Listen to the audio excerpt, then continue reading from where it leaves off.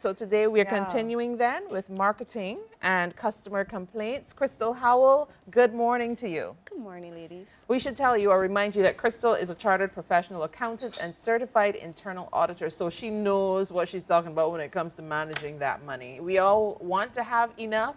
We all want it to do all that we want it to do. So let's look at the marketing so that we can keep it flowing the way it ought to. Yes. Well, we would have touched on that last week. So continuing on, want to make sure that you understand what image you want to present when you go out there and you start to market your product or your services.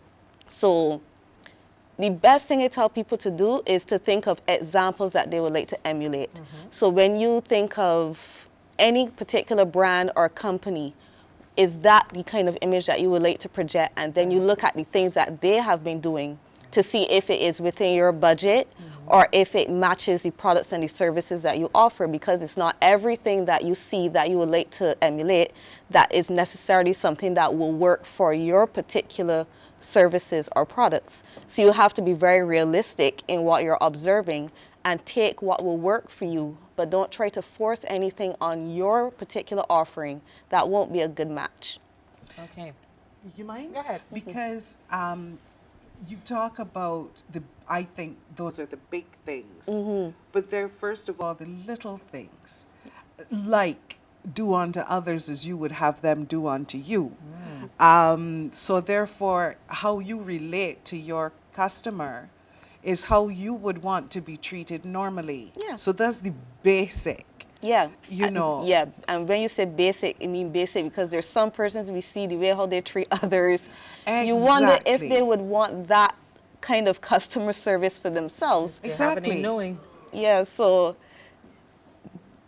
the thing that you have to think about as well, do you want to project quality or do you want to focus on as much money as you could get into your pocket as possible by grabbing at maybe a more reasonable brand or image that you want to project? There's nothing wrong with saying that you may be the cheapest person on the market, but you have to make sure that you're okay with everything that comes along with that. Are you okay with a lot of customer returns if your product is not up to scratch? Are you okay with persons maybe complaining about the fact that, yeah, I get this here really cheap, but then in 10 days it wasn't working, and having that kind of image also associated with your brand. Right. So you have to be able to sit down and think, if I'm going to go with this direction, am I okay with these consequences? And how am I going to address them when they do come up? Because a lot of the times people wait until the customer complains to then go and fix their marketing image, but by that time it might be too late. I agree with you. And I've always said that, you know, if something happens and a customer expresses their dissatisfaction with something and say, you know, it's not a big deal. If you didn't have a system in place, you should get one in place. But they should know what to do to deal with the situation immediately. Sometimes they're simple situations and people, they say they have to go find a manager or the manager is not here. There should be a system in place so they know what to do. That comes back to training, which we talked about some time ago. What do you tell your frontline persons to say when a particular scenario happens? And don't assume that the person will say what you think they should say. You have to train the person because there are scenarios that come up all the time that you can adequately prepare for. If the customer comes in and they're upset or they're belligerent and they want to return a product, what is the process that they should follow to be able to say, okay, if this item has a receipt, it's under warranty, it is not damaged by the customer, you know that there are certain things that you can observe, this is the way that I would like you to proceed. Question, is it legal to have a no refund policy? No, that came up with the it is not. No. But yet you see these signs. Because it discourages people, I figure. But they based on what the article would have said, they are allowed to have a restocking fee. So that restocking fee can apparently be at any amount, so it may not even be worth it. But these are the kind of things that you want to make sure are set up front, because you can imagine for yourself, as you said, if you walked into a store and this item is no longer working, it's damaged, and some person tells you, well, there's an 80% restocking fee. How would you feel? And is it reasonable? Is it fair? These are the kind of things you could have a great product, Yep. but then when people see these kind of things, it leaves a bad taste in their mouth, and word of mouth, especially in Barbados, gets Yeah. around pretty quickly. And the only reason some persons are still able to do this is because they may be the only persons offering that product or service.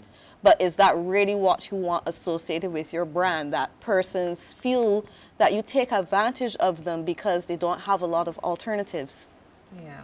I think maybe too we have to move away from being upset that somebody may want to return something, but ask them why, engage in a little conversation, Correct. and Right. And use so that it you as can make feedback. it better. Because Yeah. it will tell you yourself that perhaps that product you're selling is not a good product. Yeah. And, And you need to get something better. Yeah. Yeah. And to be honest, there are some companies in Barbados that I actually will go to that company because I know if something is wrong with the product, I can return it without having any issues.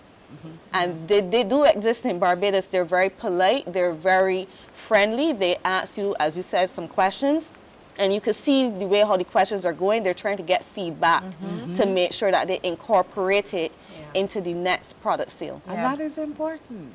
Yeah. Maybe even chatting then to your supplier to, Yes. to let them know, all right, there is a fault here, or we can do better with this, or I need to change, or can you give me an alternate product so that Yeah. I can better satisfy my customers?